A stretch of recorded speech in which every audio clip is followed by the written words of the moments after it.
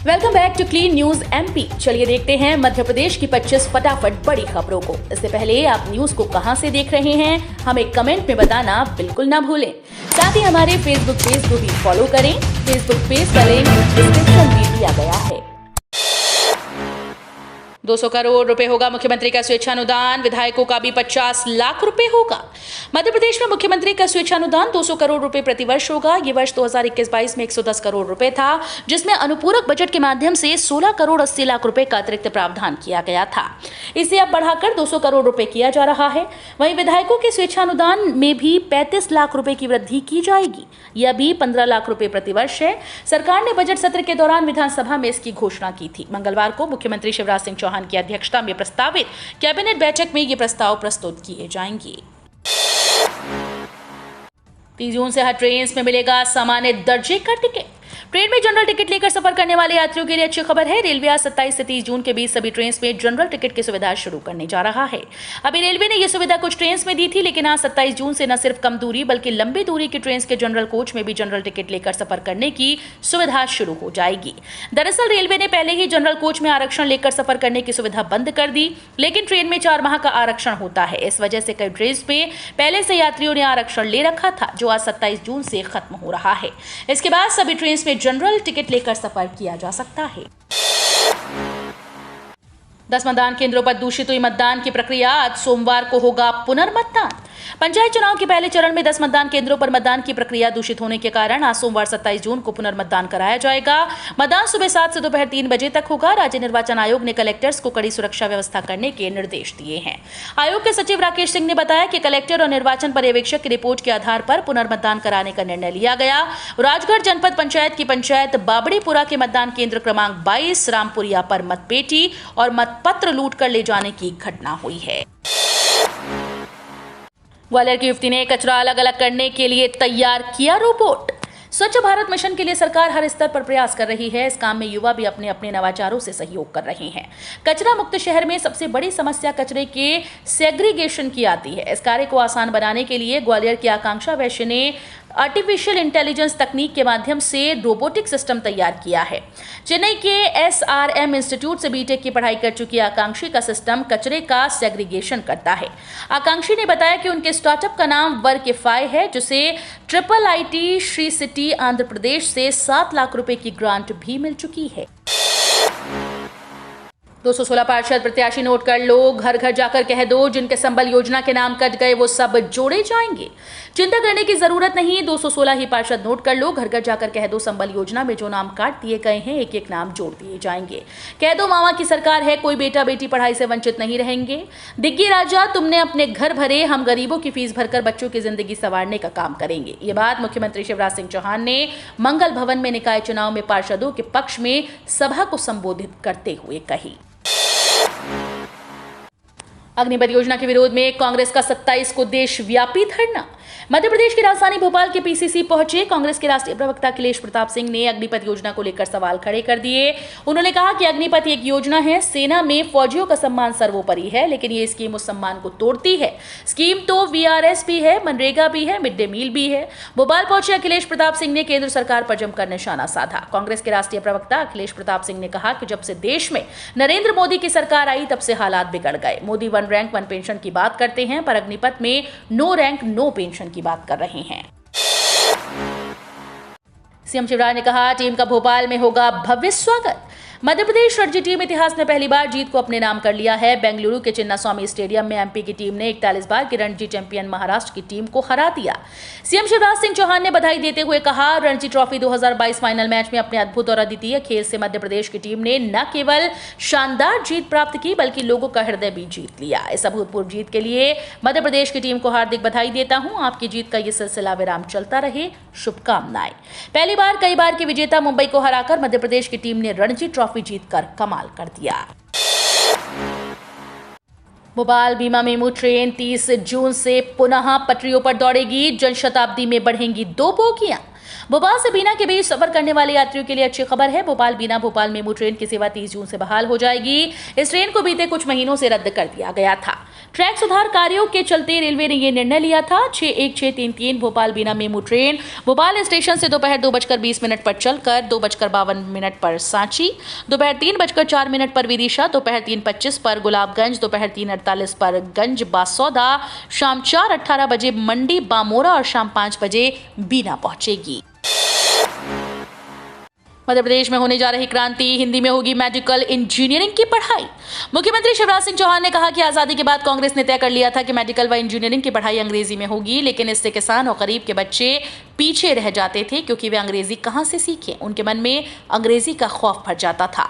मगर अब मध्य प्रदेश में क्रांति होने जा रही है क्योंकि मेडिकल व इंजीनियरिंग की पढ़ाई हिंदी में होगी। सीएम राइज स्कूल में KG1 में 4 वर्ष के बच्चों का होगा एडमिशन। बच्चों को अच्छी शिक्षा देने के उद्देश्य से प्रदेश में प्रारंभ किए जा रहे सीएम राइज स्कूल्स में प्रवेश प्रक्रिया प्रारंभ हो गई। नियमानुसार जिन स्कूल्स में सीट से अधिक आवेदन आएंगे उन विद्यालयों में लॉटरी पद्धति से प्रवेश दिया जाएगा। KG1 में 4 वर्ष और KG2 में 5 वर्ष के बच्चों को प्रवेश दिया जाएगा। इन स्कूल्स में नर्सरी में प्रवेश नहीं होगा। प्रदेश के 275 स्कूल्स में प्रवेश के संबंध में लोक शिक्षण संचालनालय की ओर से प्रवेश नीति जारी कर दी गई।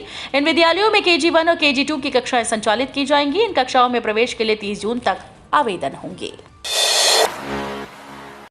हिमालय की खूबसूरती देखना चाहते हैं तो MP से प्रत्येक शुक्रवार जाएगी ये स्पेशल ट्रेन।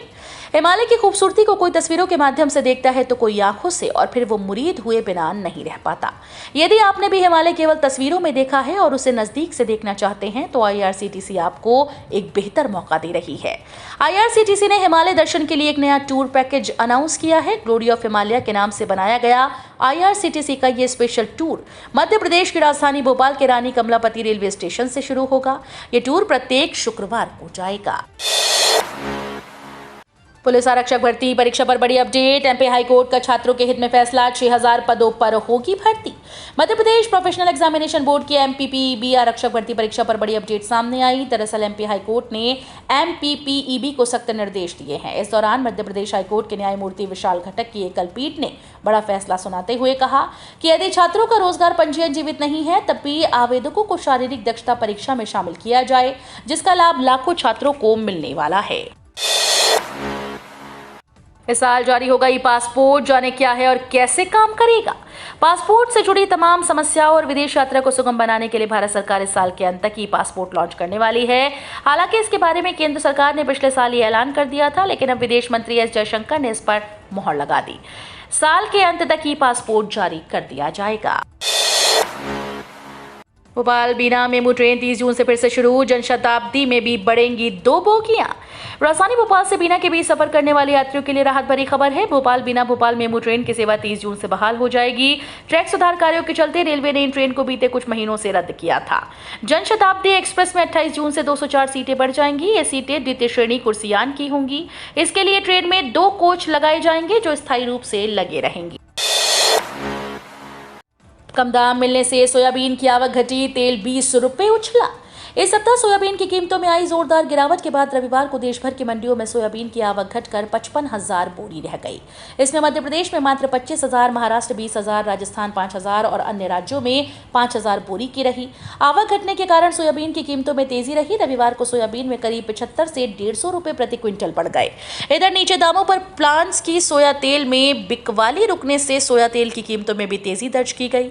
रविवार को सोयाबीन तेल इंदौर 20 रुपए बढ़कर 1325 से 1330, सोया सॉल्वेंट 1295 से 1300 रुपए प्रति 10 किलो पर पहुंच गया। रोजगार पंजीयन जीवित न होने पर भी शारीरिक दक्षता परीक्षा में शामिल करें। मध्य प्रदेश हाईकोर्ट के न्यायमूर्ति विशाल धगट की एकल पीठ ने आरक्षक भर्ती के तहत रोजगार पंजीयन जीवित नहीं होने पर भी आवेदकों को शारीरिक दक्षता परीक्षा में शामिल करने के निर्देश सरकार और व्यावसायिक परीक्षा मंडल को दिए। मामले पर अगली सुनवाई 4 सप्ताह बाद होगी। जबलपुर निवासी गगनराज, संतोष कुमार, वर्षा शर्मा सहित अन्य जिले के उम्मीदवारों ने याचिका दायर कर बताया कि उनका रोजगार पंजीयन 2020 में समाप्त हो गया था। कोरोना के चलते रोजगार कार्यालय की वेबसाइट और ऑफिस कई महीनों तक बंद रहा। याचिकाकर्ताओं की ओर से अधिवक्ता अमृत रूप राहा ने दलील दी कि पुराने पंजीयन के आधार पर आवेदकों ने फॉर्म भरा। Power grid corporation of India limited ने कई पदों के लिए निकाली वैकेंसी। आज सोमवार से शुरू होंगे आवेदन। Power grid corporation of India limited ने नोटिफिकेशन जारी कर विभिन्न मैनेजरियल पदों के लिए वैकेंसी निकाली है। जानकारी के मुताबिक कुल पदों के लिए आवेदन मांगे गए। जो भी उम्मीदवार इसके लिए आवेदन करना चाहता है वो पावर ग्रिड की आधिकारिक वेबसाइट powergrid.in पर जाकर ऑनलाइन आवेदन कर सकता है। भर्ती प्रक्रिया सोमवार यानी कि आज से शुरू हो रही है, जो 19 जुलाई तक रहेगी। बैंक से लोन लेना कठिन, बिना गारंटी का दावा खोखला। ग्वालियर थाटीपुर की रहने वाली ज्योति को दिल्ली के एक इंस्टीट्यूट से टूरिज्म का कोर्स करना था, जिसके लिए ज्योति का कहना है कि उन्होंने SBI बैंक से शिक्षा लोन के लिए अप्लाई किया। काफी चक्कर लगाए पर बैंक ने गारंटी मांगी और हर बार कोई ना कोई कमी बताते हुए लोन पास नहीं किया। मजबूरन मुझे ब्याज पर पैसा रिश्तेदारी से लेना पड़ा, तब कोर्स पूरी कर सकी। ग्वालियर के रहने वाले गौरव चतुर्वेदी 12वीं पास कर बीटेक करना चाहते हैं। डिग्री पूरी करने के लिए उन्हें 4.80 लाख रुपए की आवश्यकता है। इसके लिए उन्होंने विद्या लक्ष्मी पोर्टल पर स्टेट बैंक ऑफ इंडिया की ब्रांच से लोन लेने के लिए अपने सभी दस्तावेज अपलोड किए। जब वो बैंक पहुंचे तो वहां पर ऑफलाइन दस्तावेज मांगे गए, जो उन्होंने उपलब्ध कराए। म्यूनिक में भारतीय समुदाय से मिले पीएम मोदी, कहा लोकतंत्र हमारा गौरव। जर्मनी दौरे पर पीएम नरेंद्र मोदी म्यूनिक में भारतीयों के कार्यक्रम में शामिल हुए। इस दौरान जनता को संबोधित करते हुए पीएम मोदी ने कहा कि आज गर्व से कह सकते हैं कि भारत लोकतंत्र की जन्मभूमि है। पीएम मोदी ने आपातकाल का जिक्र करते हुए कहा कि भारत के लोगों ने लोकतंत्र को कुचलने की सारी साजिशों का जवाब लोकतांत्रिक तरीके से दिया। हम भारतीय कहीं भी रहें अपनी डेमोक्रेसी पर गर्व करते हैं। हर हिंदुस्तानी गर्व से कहता है भारत मदर ऑफ डेमोक्रेसी है। कर्मचारियों के लिए बड़ी खबर, मिलेंगे डीए वृद्धि समेत 4 बड़े लाभ। वेतन में 30,000 से लेकर 1 लाख रुपए तक की वृद्धि। केंद्र सरकार के 7 पे कमीशन कर्मचारियों को जल्दी कई बड़े लाभ मिल सकते हैं। दरअसल केंद्र सरकार के कर्मचारियों को इस वर्ष 4 बड़े फायदे होते नजर आ रहे हैं, लेकिन जुलाई महीने में केंद्र सरकार के कर्मचारियों की सैलरी में बंपर वृद्धि की उम्मीद की जा रही है, जिसका इंतजार कर्मचारी भी कर रहे हैं। एक तरफ जहां डीए में 5 से 6% की बढ़ोतरी का अनुमान लगाया गया, वहीं फिटमेंट फैक्टर सहित EPF लिमिट और डीए एरियर सभी कर्मचारियों को सरकार बड़ी राहत दे सकती है। वहीं इन वृद्धि के साथ केंद्रीय कर्मचारियों को लगभग 30,000 से लेकर 1 लाख रुपए तक वेतन में वृद्धि का लाभ मिल सकता है। श्रमिकों को सरकार से मिलेंगे 1,000 रुपए। केंद्र सरकार द्वारा संगठित श्रमिकों को आर्थिक लाभ देने के लिए विभिन्न प्रकार की योजनाओं को शुरू किया गया। इन योजना के माध्यम से इन श्रमिकों को अनेक प्रकार से लाभ दिया जा रहा है। हाल ही में केंद्र सरकार द्वारा इन श्रमिकों के लिए ई-श्रम कार्ड योजना को शुरू किया गया। इस योजना के तहत असंगठित क्षेत्र के श्रमिक और कामगारों को दैनिक जीवन की गुजर बसर करने के लिए सरकार प्रति माह 1,000 रुपए की आर्थिक सहायता दे रही है। कीटनाशकों पर GST कटौती से किसानों को मिलेगा 13% का सीधा लाभ। देश में कृषि क्षेत्र के विकास के लिए सरकार हर संभव प्रयास कर रही है। किसानों के लिए विभिन्न प्रकार की सब्सिडी योजनाओं को शुरू किया हुआ है। इसके अलावा सरकार कृषि क्षेत्र में उपयोग होने वाले लगभग सभी संसाधनों पर छूट प्रदान कर रही है। देश में कृषि क्षेत्र के निरंतर विकास के लिए किसानों का उच्च उत्पादकता, आय और फसल स्वास्थ्य के उचित प्रबंधन के लिए फसल सुरक्षा समाधान महत्वपूर्ण है। इस बीच देश के किसानों के हित में अच्छी खबर आई। देश के किसानों को राहत पहुंचाते हुए एक बड़ा फैसला लिया गया। केंद्रीय कृषि मंत्री नरेंद्र सिंह तोमर ने 23 जून को कीटनाशक निर्माताओं से वैकल्पिक उत्पादों पर काम करने का आग्रह किया, क्योंकि कई किसान जैविक और प्राकृतिक खेती में रुचि दिखा रहे हैं। सीएम शिवराज बोले, कांग्रेसी आएगा जाल बिछाएगा, आपको फंसना नहीं है। चुनावी सभाओं को संबोधित करने आए ग्वालियर में मुख्यमंत्री शिवराज सिंह चौहान कांग्रेस पर जमकर बरसे। उन्होंने कहा कि कांग्रेसी आएगा जाल बिछाएगा, ये बड़े मायावी हैं, आपको उस जाल में नहीं फंसना। शिवराज ने कमलनाथ सरकार द्वारा बंद की गई संबल योजना को लेकर भी निशाना साधा। मुख्यमंत्री शिवराज सिंह चौहान ने ग्वालियर में 3 अलग अलग विधानसभा क्षेत्रों में चुनावी सभाओं को संबोधित किया। उन्होंने कहा कि भाजपा और कांग्रेस में बहुत बड़ा फर्क है। कांग्रेस के पास प्रत्याशी ही नहीं है, कार्यकर्ता ही नहीं है। विधायक भी वही बनेगा, महापौर भी वही बनेगा। भारत बनाम इंग्लैंड। भारत और इंग्लैंड के बीच खेले जाने वाले सीरीज के अंतिम और निर्णायक मुकाबले से पहले इंग्लैंड एवं वेल्स क्रिकेट बोर्ड ने एक बड़ा फैसला किया। 1 जुलाई से शुरू होने वाले पिछले साल कोरोना की वजह से स्थगित हुआ आखिरी टेस्ट मैच अब 3:30 की जगह 3 बजे शुरू किया जाएगा। ECB ने यह फैसला भारतीय दर्शकों को ध्यान में रखकर लिया है, क्योंकि अगर 3:30 बजे मैच शुरू किया जाता है तो वो रात में 11:30 बजे खत्म होगा, लेकिन जिससे भारतीय दर्शकों को कोई दिक्कत नहीं आए। इस कारण ये मैच प्रतिदिन 3 बजे से शुरू होकर 11 बजे समाप्त हो जाएगा। सशस्त्र बलों की भर्ती को लेकर रक्षा मंत्री राजनाथ बोले, किसी भी तरह की खामी का होगा उचित समाधान। रक्षा मंत्री राजनाथ सिंह ने कहा कि सशस्त्र बलों में भर्ती की अग्निपथ योजना की सरकार सालाना समीक्षा करेगी और कोई खामी या चुनौती आने पर उसका उचित समाधान भी करेगी। इस योजना को मुख्य हितधारकों से 2 साल तक मंथन के बाद अंतिम रूप दिया गया है। उन्होंने इस योजना को परिवर्तनकारी करार दिया। इस योजना के तहत भर्ती 25% युवकों को सेना में 15 साल और काम करने का मौका मिलेगा। 2022 के लिए भर्ती की ऊपरी आयु सीमा को 21 साल से बढ़ाकर 23 साल कर दिया गया है।